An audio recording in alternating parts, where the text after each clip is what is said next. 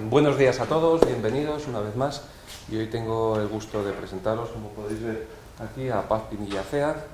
Ella es profesora de la Escuela de Ingenieros Navales, no obstante es química, hizo su tesis en la Universidad Complutense y se dirigió a uno de nuestros compañeros habituales en estos seminarios, José María Bastidas, y hoy nos va a hablar pues, de las líneas de investigación y de los últimos logros que han conseguido. Como podéis ver, tiene un título muy cercano, muy sugestivo, que es Bioinspiración, ¿no? Adhesivos para el diseño de materiales híbridos con estructura jerárquica. Bueno, lo vais a ver, ella está en el departamento de construcción de la Escuela de Navales, entonces todo esto va dirigido pues, a la construcción, obviamente, de barcos, ¿no? Es una cosa que en nuestro país ya se hace poco, pero que es muy interesante y que no deberíamos perder esa tradición, pero obviamente tiene muchas más aplicaciones. Así que os dejo con ella y muchas gracias por estar aquí. Muchas gracias. Bueno, buenos días a todos. Lo primero, Ignacio, agradecerte a ti la invitación a participar en estos seminarios y a continuación quería presentar el grupo de investigación en el que trabajo. Estos son sus miembros. El grupo de investigación se llama Materiales Híbridos y su actividad está centrada en el diseño, en la modelización, fabricación y ensayo de materiales híbridos estructurales para aplicaciones en ingeniería. Bueno, y dado que el nombre del grupo es del grupo de investigaciones en materiales híbridos, sí que quería definir a qué conocemos o cómo llamamos, por qué llamamos a estos materiales híbridos. Estos materiales híbridos van a ser una combinación de materiales de diferente naturaleza, orgánica e inorgánica, pero con estructura jerárquica. ¿Y por qué lo de estructura jerárquica? Pues porque hemos visto que los materiales con los que trabaja la naturaleza son materiales que emplean una estructura jerárquica en su organización, es decir, emplea una organización diferente tanto a escala nano como a escala meso como a escala micro, y eso le confiere unas propiedades excepcionales. Bueno, eso es lo que nosotros vamos a copiar de la naturaleza, esa estructura jerárquica que presenta. Y como decíamos, se produce una unión entre materiales diferentes y esa unión va a venir dada en la naturaleza mediante adhesivos. La naturaleza emplea adhesivos en grandes cantidades. Pero no se trata de copiar exactamente lo que hace la naturaleza, sino inspirarnos en su funcionamiento, es decir, tratar de entender cómo funcionan estos materiales para después nosotros inspirarnos en ella y tratar de hacer los mejores materiales posibles. ¿Qué tipo de materiales o qué características generales van a presentar este tipo de materiales con estructura jerárquica? Bueno, utiliza casi siempre los mismos constituyentes moleculares, es decir, son constituyentes moleculares muy sencillos, como pueda ser el carbonato de calcio. Eso sí, lo que tienen es muy controlada su orientación, es en donde son muchísimo más complejos y es donde le importa realmente a la naturaleza fijarse. Eso sí, como decíamos que une materiales muy diferentes, las intercaras tienen que ser muy resistentes y muy duraderas, presentan gran sensibilidad al agua, pero la sensibilidad es una sensibilidad positiva, es decir, mejoran sus prestaciones incluso con presencia de agua. Tienen propiedades variables en función de los estímulos a los que son sometidos, presentan geometrías muy complejas y por otro lado tienen gran capacidad de autorrepararse o de autolimpieza. Esas serían las características generales de este tipo de materiales con estructura jerárquica. Existen hoy en día ya gran cantidad de materiales con este tipo de geometría, en donde, por ejemplo, aparecen los adhesivos nanoestructurados, o bien membranas muy específicas, o bien materiales de altas prestaciones para blindaje o para neumáticos. Y aquí os presento a uno de los materiales con los que estamos trabajando, que le hemos llamado Malecón. Es un material estructural para la construcción naval, de ahí las siglas que presenta. Es un material híbrido laminado fibra-metal y que va a estar desarrollado fundamentalmente para la construcción naval, pero también puede ser aplicado en la ingeniería civil. Vamos a ver en quién está inspirado este material. Bueno, este material, el que acabamos de nombrar, malecón, va a estar inspirado en el caparazón que presentan determinados moluscos o en el exoesqueleto de determinados insectos. Es un material, como tenéis ahí, multicapa. La matriz es un polímero natural que es el que va a hacer de soporte o de adhesivo. En este caso está fabricado de una sustancia que se llama quitina, y el refuerzo son placas de material de carbonato de calcio. Bueno, la energía de fractura es de 3 órdenes superior, de magnitud superior a la de sus componentes por separado, con lo cual quiere decir que va a presentar unas propiedades excepcionales.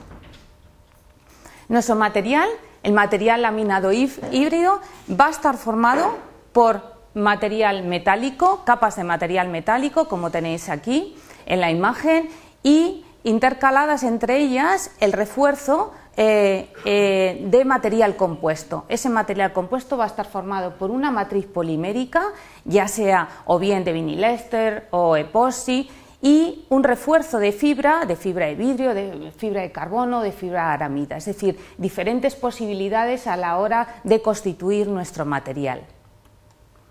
Ese material, su patente fue concedida en el año 2007 y lo que se ha hecho es la extensión de la patente, se ha solicitado la extensión de la patente ahora a Europa y a Japón. Aquí tenemos, os presento algunas de las fotografías de diferentes paneles planos y curvos. Como podéis observar, los paneles planos, la unión correspondiente se establece a través...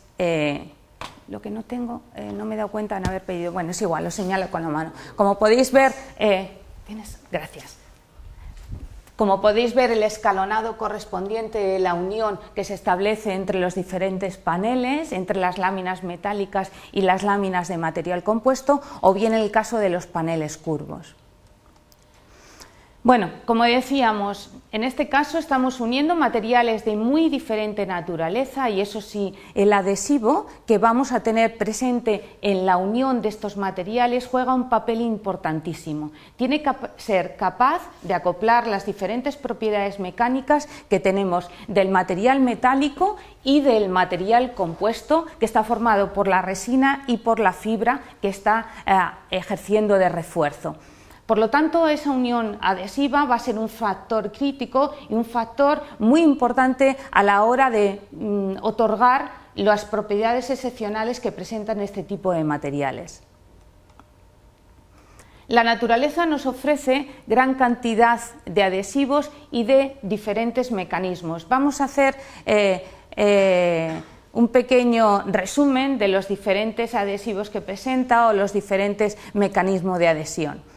El primero podría ser el anclaje mecánico. Ese anclaje mecánico lo utilizan un tipo de plantas de la familia de las compuestas y del género Santium, que es en lo que está basado el funcionamiento del velcro.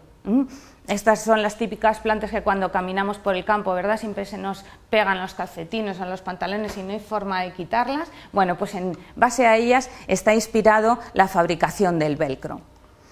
El mecanismo de fricción, este mecanismo siempre viene asociado a cualquiera de los otros que vamos a ver, lo presentan las ranas arborícolas o los geckos, y ya el mecanismo de adhesión, y dentro de él tendríamos el pegado. En este ya hay presente una sustancia pegajosa que lo presentan, por ejemplo, el mejillón azul o el mejillón común, y a través de los hilos del viso es capaz de pegarse a la roca y le da exactamente igual las condiciones meteorológicas, la marea, la concentración salina. Presenta una adhesión grandísima sobre la roca y no hay forma de despegarlo. En el caso de la succión lo presentan, por ejemplo, los murciélagos, en base a la diferente presión que va a presentar la ventosa en la parte interior y exterior. La adhesión húmeda la presentan las ranas arborícolas y en este caso sí que hay necesidad de una sustancia húmeda entre las patas de la rana y la superficie sobre la que camina. segrega una sustancia de aproximadamente unos 20 nanómetros de espesor, pero la necesita para poder sujetarse a la superficie. Y por último, la adhesión seca, que es la que presenta el gecko y es en la que nos vamos a detener nosotros un poco más a lo largo de esta charla, es una adhesión que no hay presencia de ninguna sustancia pegajosa y, como veremos, va a ser en base a las fuerzas de Van der Waals que se van a generar entre los filamentos que presentan las patas del gecko contra la superficie. Bueno, vamos a ver un pequeño vídeo de cómo camina el gecko a través de una superficie completamente lisa y vertical, en este caso, y va a estar basada, como decíamos, en las fuerzas de Van der Waals que se van a establecer entre los diferentes filamentos que presentan las patas del gecko. Esos filamentos, como vamos viendo ahora en el vídeo, presentan una estructura jerárquica, es decir, de cada una de ellas se divide en miles y esas a su vez en otras miles de filamentos muy pequeños y que son los que van a establecer la interacción con la superficie, es decir, son fuerzas de corto alcance. Como decíamos, estructura jerárquica, desde la organización macro a la organización nano. Fijaros en cada una de las diferentes setas en que está dividida las patas del gecko, a su vez estas están divididas en otra serie de setas y por último en espátulas, cada una de ellas, pero sí con un número muy grande en cada una de las divisiones. Esa estructura jerárquica y las fuerzas de Van der Waals van a ser las responsables de esa adhesión. Bueno.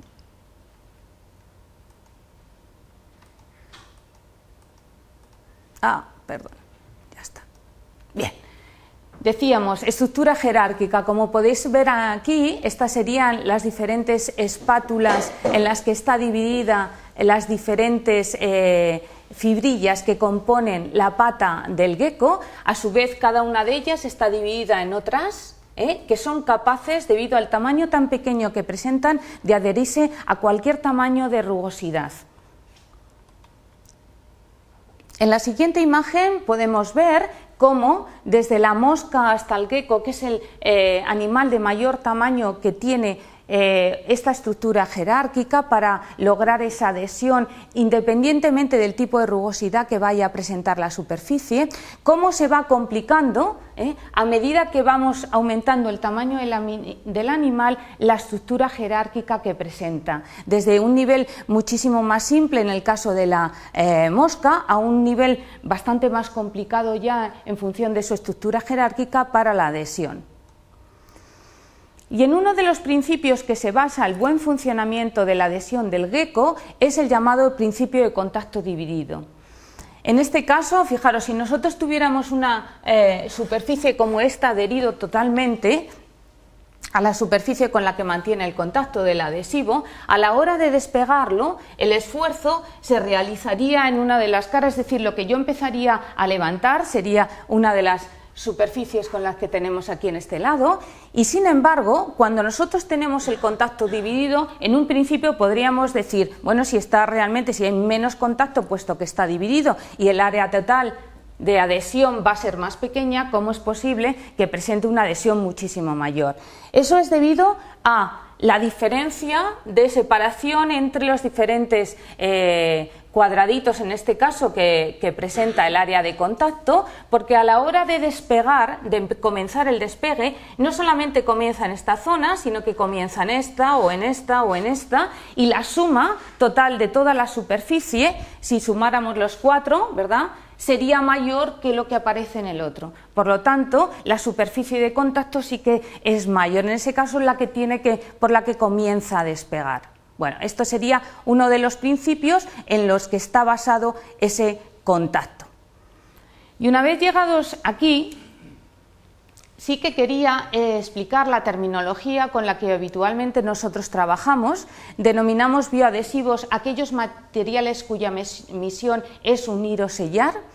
Llamamos adhesivos biocompatibles a aquellos materiales, ya sean sintéticos o naturales, pero que van a estar en contacto o bien con tejidos o con fluidos biológicos, y en los que nosotros nos vamos a centrar más, que van a ser estos, serían los adhesivos bioinspirados. ¿Diferencia entre biomiméticos y bioinspirados? Bueno, los biomiméticos lo que tratan es de reproducir exactamente la estructura o el funcionamiento del material biológico, y sin embargo el bioinspirado lo que se trata es de entender su funcionamiento y aplicarlo a la tecnología con la que hoy contamos.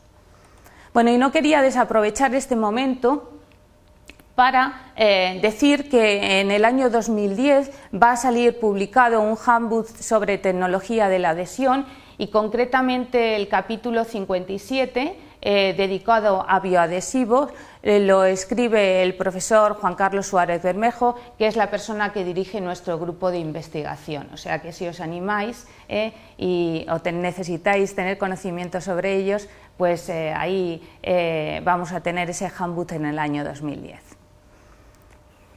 Bueno, vamos a centrarnos un poco en cómo fabricar este tipo de adhesivos. Pero lo primero que tenemos que tener en cuenta es que tenemos que fabricar algo que sea de muy pequeño tamaño, como veíamos anteriormente. Pero fabricar algo de un pequeño tamaño tiene sus problemas, Tenemos que medir, tenemos que ver, poderlo observar, vamos a tener que moldear para poderlo fabricar o manipular. Existen dos métodos de fabricación o dos familias de métodos de fabricación a la hora de trabajar con esta tecnología, tanto micro como nanotecnología, que serían los métodos top-down y bottom-up. Y como hay varios miembros de mi grupo que están relacionados o muy relacionados con el mundo del arte, me sugirieron para explicar este tipo de métodos, los primeros, nada mejor que compararlo, por ejemplo, con una de las técnicas con las que muchos de ellos trabajan, que es la técnica de la talla. ¿Y en qué consiste? Pues partir de algo muy grande, ir eliminando el material sobrante, darle la forma adecuada, al vaciado, hasta la obtención, ¿verdad?, de la escultura final. En esto es lo que consisten los métodos top-down. ¿Qué métodos se trabajan o con qué métodos se trabajan habitualmente? Con los métodos de fotolitografía, que combinan la litografía con la radiación. Y dependiendo del tipo de radiación podemos conseguir un tamaño u otro. En el primer caso, si trabajamos desde la radiación visible hasta la ultravioleta, somos capaces de llegar hasta la escala de micras, y si trabajamos con rayos de electrones somos capaces de llegar incluso hasta 10 nanómetros. El problema que tienen los rayos de electrones es que no se puede trabajar con sustancias que sean muy sensibles a la temperatura. Aquí tenemos un esquema de funcionamiento. Se trata de añadir a nuestra sustancia o depositar en nuestra sustancia un material fotosensible. Ese material fotosensible va a ser iluminado mediante luz para tratar de transferir las diferentes formas geométricas que va a presentar una máscara sobre el sustrato. Posteriormente se procederá a su revelado, eliminación de la parte posterior, y aquí tenemos, por ejemplo, las imágenes de dos moldes elastoméricos de una sustancia que es muy habitual a la hora de trabajar en litografía, que es el polidimetilsilosano. Bueno, una imagen de la pista superior y la otra de una sección transversal. También se suele utilizar lo que se llama la litografía blanda. En este caso lo que se parte es de un molde, suele ser un molde rígido de vidrio o bien de silicio, hasta la obtención del molde que nosotros queremos conseguir, que es del polidimetilsilosano.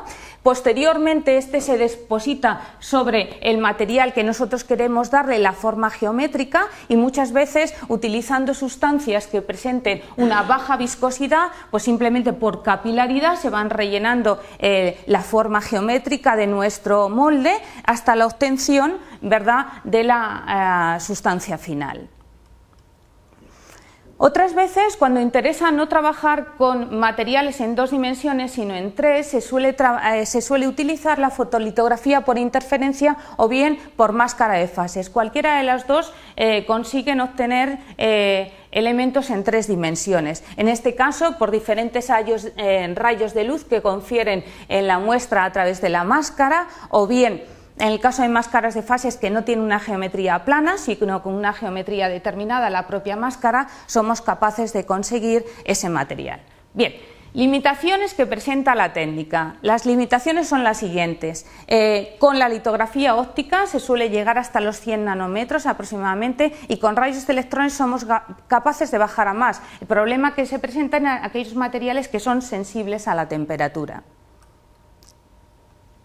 Para explicar los métodos bottom-up, lo hacemos a través de la técnica del modelado, es decir, lo que vamos a hacer en este caso es para la consecución de la escultura final empezar a trabajar con trozos, es decir, yo voy a través de un trozo de arcilla, voy construyendo la primera pata de nuestro caballo, la segunda pata, la tercera, añadir el cuerpo correspondiente hasta la estructura final.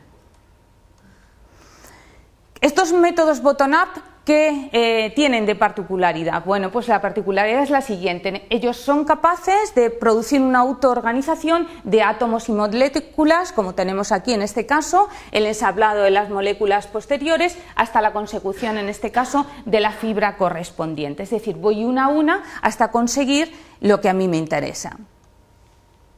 Este es un caso muy típico de utilización bottom-up para la fabricación de materiales de adhesivos en base a nanotubos de carbono.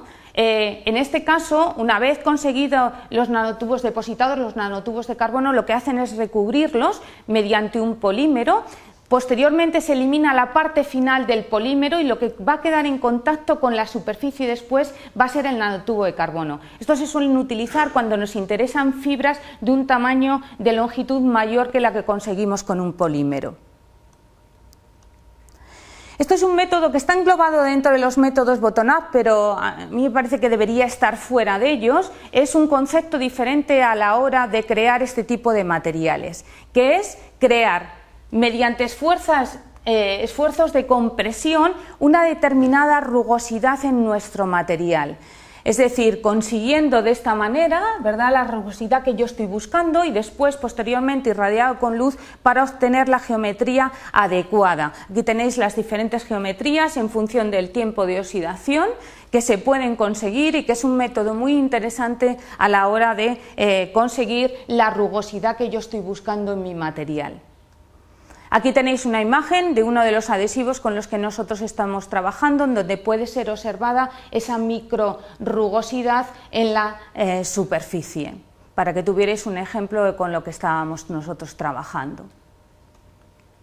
Bien, otra posibilidad que hay es de fabricar moldes de un tamaño muy pequeño, por eso se denominan los llamados nanomoldes, pero en este caso de copolímeros de bloque, es decir, utilizando dos polímeros diferentes. Ya hace 3 semanas aquí estuvo una persona que nos estuvo hablando del CSIC, que se llama Milagros, no recuerdo su apellido, Sanjanjos me parece que era, Mijanjos, en donde nos estuvo hablando de la generación de una serie de nanomoldes, pero en base a sustancias oxidadas en la superficie. Bueno, esto es un método bastante habitual con el que se trabaja, y una vez curada la matriz lo que se hace es eliminar uno de los polímeros mediante la utilización del solvente adecuado, y por ello se puede emplear posteriormente como un molde para fabricar nuestro adhesivo. ¿Qué limitaciones presentan estas técnicas? Pues que crezcan esas estructuras donde nosotros queramos y como queramos, ¿eh? Se suelen emplear catalizadores o redes de difracción también muchas veces, y para conseguir una longitud determinada o trabajar desde longitudes muy pequeñas a mucho mayores, sí que hay que combinar o se debe combinar ambos métodos. Aquí tenemos, por ejemplo, el grado de complejidad que crea. Si nosotros estamos trabajando con métodos top-down, pues desde 1 milímetro hasta 1 micra aproximadamente son buenos métodos para trabajar, pero a partir de ahí deberíamos de combinarlo con métodos bottom-up que van desde aproximadamente los 10 o 20 nanómetros hasta la micra. Si nosotros tenemos que recurrir a trabajar con todo el campo de trabajo, necesitaríamos trabajar con las dos técnicas habitualmente. Bueno, aquí simplemente tenemos un esquema de las diferentes técnicas con las que hemos visto. Hay una de ellas que no he nombrado, que era la anodización, lo que me está refiriendo a que esta persona nos estuvo hablando hace 3 semanas, que es la creación de un óxido. Fundamentalmente trabajan con óxido de aluminio. El hecho de que sea un óxido muy poroso hace la posibilidad de molde a la hora de trabajar nosotros con él. Bueno, y vamos a ver ahora una serie de ejemplos de adhesivos tanto biomiméticos como inspirados. Mirad, uno de los primeros robots que fueron fabricados fueron en polidimetilsilosano, basándose en las patas del escarabajo, la Geviridula, y como podéis ver en una ampliación aquí de la pata, sí que a su vez está dividida en otra serie de filamentos que es el que va a establecer el contacto con la superficie. Bueno, estos fueron los primeros robots, ahora lógicamente están muchísimo más desarrollados. Aquí tenéis un ejemplo de una microfibra de polipropileno, es de un material que en dureza es muy parecida a la quitina, la que emplea el gecko, el animal que hemos estado viendo, el lagarto que hemos estado viendo anteriormente. Aquí tenéis, por ejemplo, la diferencia, si podéis observar la diferencia de zonas claras en la superficie. Fijaros, estos están siendo desarrollados en la Universidad de Ohio. Por diferencia del peso que van a tener, en un caso, como veis en el lado de la izquierda, en donde está soportando 20 gramos, hay una serie de fibras que se están poniendo en funcionamiento, es decir, en contacto. Sin embargo, cuando el peso es mayor, ya el número de fibras implicadas es mayor, es decir, en función del peso que va a soportar, el número de fibras que se ponen en contacto comienzan a actuar. Aquí vamos a ver un vídeo en donde vamos a ver, si os fijáis aquí, la zona cómo empieza a clarear en el momento que empieza a actuar el peso.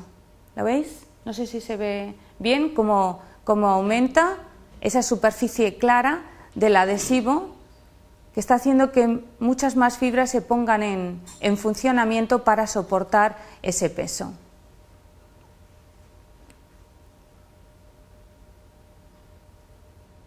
Además ahora con la facilidad que es capaz de eliminarlo, no sabe muy bien cómo cogerlo para no quitarlo, y la facilidad con la que despega, ¿vale?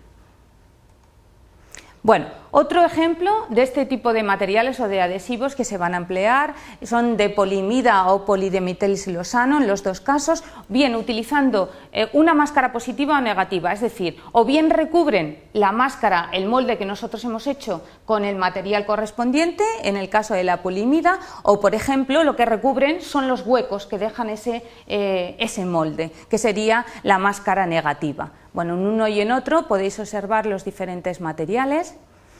Aquí tenemos, por ejemplo, un hombre araña, el muñeco este hombre araña, que con una superficie de contacto de 0,5 centímetros cuadrados con fibras de poliimida es capaz de soportar ese peso, que aproximadamente tiene unos 40 gramos, pero con esa superficie sería capaz de soportar hasta 100 gramos o por encima de 100 gramos. Uno de los problemas que se presentan en este tipo de adhesivos, y aunque no tenemos tiempo para detenernos en tantas cosas, es la disposición en las que quedan las fibrillas. Fijaros que estábamos viendo que las fuerzas de corto alcance que se establecen con la superficie, pero claro, las fibras también entre ellas están muy cerca. Y también existen fuerzas de corto alcance y muchas veces se pueden ocasionar, si no se controla excesivamente la geometría, se pueden ocasionar esta especie de racimos que lo que hacen es provocar una pérdida de adhesión.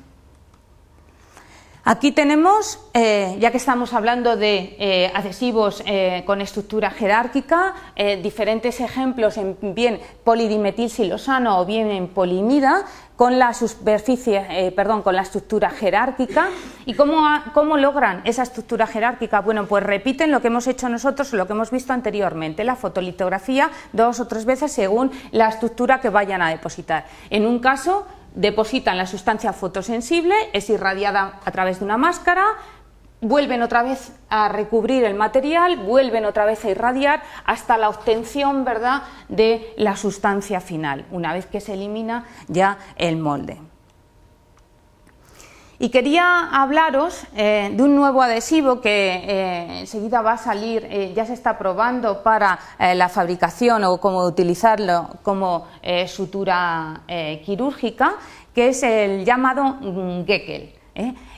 Tiene las propiedades de dos de los adhesivos que hemos estado viendo, naturales. Uno va a ser el que utiliza el mejillón para adherirse a las paredes de la roca, y otro va a ser el que presenta el gecko, esa interacción a través de la estructura jerárquica. Bueno, ¿qué han obtenido del mejillón? Han tratado de generar las cinco de las proteínas que son responsables de esa buena adhesión contra la superficie.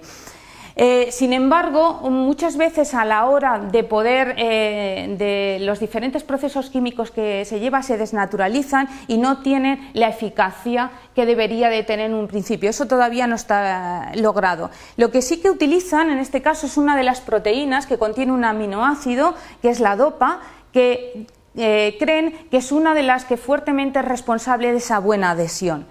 De tal manera que lo que han hecho es, mediante el mismo método, por fotolitografía, obtener un molde de la sustancia correspondiente de PDMS, del polidimetilsilosano, y ha sido recubierta después ese molde mediante un polímero sintético con dopa, es decir, con ese aminoácido que es el que es capaz de generar esa buena adhesión, y creo que está dando unos resultados estupendos.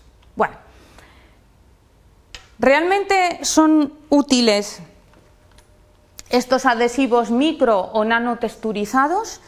¿Cómo puedo realmente cuantificar su comportamiento? Bueno, pues son dos de las preguntas, lógicamente, que nos deberíamos de hacer. Bien, son muchos los parámetros que existen de comparación y realmente deberíamos de conocer cuáles son los parámetros que nosotros necesitamos para saber si realmente estos adhesivos que estamos fabricando son útiles en comparación con los que existen hoy en día.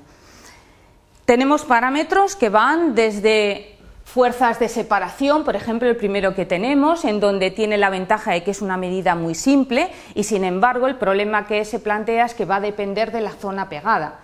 O, por ejemplo, parámetros como la energía crítica de adhesión, en donde tiene la ventaja de que no depende de la superficie pegada, pero sí que va a tener el inconveniente en que hay que tener los efectos, en cuenta los efectos viscoelásticos de los polímeros. Y concretamente vamos a contar qué es lo que nosotros estamos haciendo con nuestros adhesivos a la hora de tener en cuenta ese tipo de parámetros para poder cuantificar. Mirad, uno de los fallos más importantes de nuestros materiales es el fallo de pandeo local por delaminación. Es decir, se va a producir, ¿verdad?, debido a los esfuerzos a los que se va a encontrar sometidos, cuando se somete a las diferentes probetas a ensayos de flexión o de compresión, pueden aparecer, como veis aquí, esas zonas de pandeo con delaminación, es decir, separación, ¿verdad?, entre las diferentes láminas que ahí están participando en nuestro material, y que, como decíamos, esa intercara tiene que ser lo más resistente y duradera posible, lógicamente. Bueno, tenemos aquí representada en la siguiente figura una imagen con los diferentes valores o las curvas de energía crítica de adhesión, en donde vienen en función de la carga aplicada y la longitud de la grieta, es decir, de la zona despegada. Como podemos observar en ella, no interesa trabajar ni con valores muy pequeños de energía de fractura ni con valores muy grandes. ¿Y por qué? Cuando los valores de energía de fractura son muy pequeños, entonces lo que ocurre es que sí que es tolerable, ¿verdad?, distancias de despegue grandes, pero en cambio va a fallar a cargas muy pequeñas, como tenemos ahí descrita. Sin embargo, cuando estamos trabajando con valores muy grandes, tampoco es interesante. ¿Y por qué? Pues porque los tamaños tolerables para que no exista un despegue o un progreso estable de la grieta son muy pequeños, aunque aguante grandes cargas. Hemos realizado medidas de energía de fractura en uniones adhesivas en modo 1 con los ensayos TDCB modificados, ¿Y por qué TDCB? Bueno, hemos optado por la geometría de esta probeta porque de esa manera la flexibilidad es la misma independientemente de la zona despegada, y en este caso lo que nos encontrábamos es que la energía de fractura adhesiva en principio debería ser constante y no lo era. Lo que ocurría es que con el tipo de adhesivos con los que nosotros estábamos trabajando había que modificar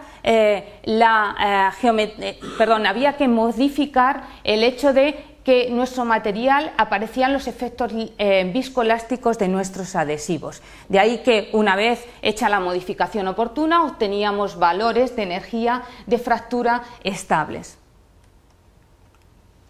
También hemos medido la energía de fractura no solamente en modo 1, sino en modo mixto, en modo 1 y modo 2, puesto que es la forma más habitual en la que va a trabajar nuestros materiales. Aquí tenemos una representación esquemática del ensayo de MMB y un ensayo de la probeta con el utillaje que hemos empleado y los resultados obtenidos en base al grado de emisividad que nosotros estábamos aplicando. Es decir, esta parte sería la suma, ¿verdad?, de los dos, tanto en modo 1 como en modo 2, en la obtención de la variación de la energía de fractura adhesiva dentro de nuestro material. A continuación tenemos el ensayo Iosupescu. Este ensayo lo hemos hecho para la determinación de las propiedades a cortadura de nuestros adhesivos, puesto que es uno de los esfuerzos con los que nos vamos a encontrar en nuestros materiales. Es muy interesante determinar tanto la fuerza como el desplazamiento cuando se somete a esfuerzos de cortadura. Aquí tenéis una imagen del aparato utilizado, del utillaje correspondiente y una imagen de nuestro adhesivo que va a estar situado en esta zona entre las diferentes probetas con las que hemos estado utilizando. Lo que se ha hecho es añadir un vástago, un voladizo, en donde se ha puesto un extensómetro para medir exactamente, para medir la deformación de nuestro adhesivo independientemente del adherente. Bueno, y con esto sí que quería no solamente daros las gracias a vosotros por estar aquí escuchándome hoy, sino también dar las gracias a todo mi grupo de investigación, porque sin ellos esto no hubiera sido posible. Muchas gracias.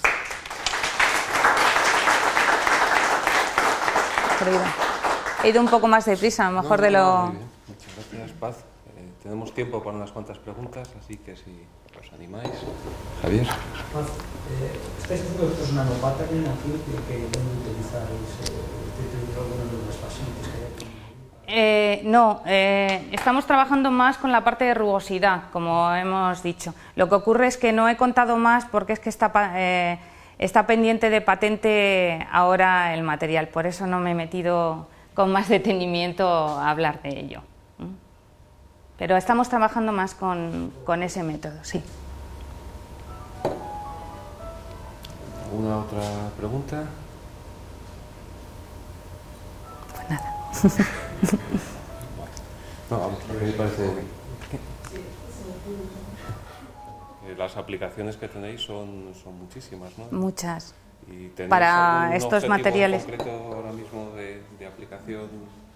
Sí, estamos trabajando con el material este nuevo que estaba pendiente de patente. Es un material dedicado de alta capacidad de disipación de energía y alta tolerancia al daño. Entonces, ya en cuanto esté la patente hecha, me comprometo a venir y a contarlo. ¿De acuerdo? Pues muchas gracias. Nada, gracias.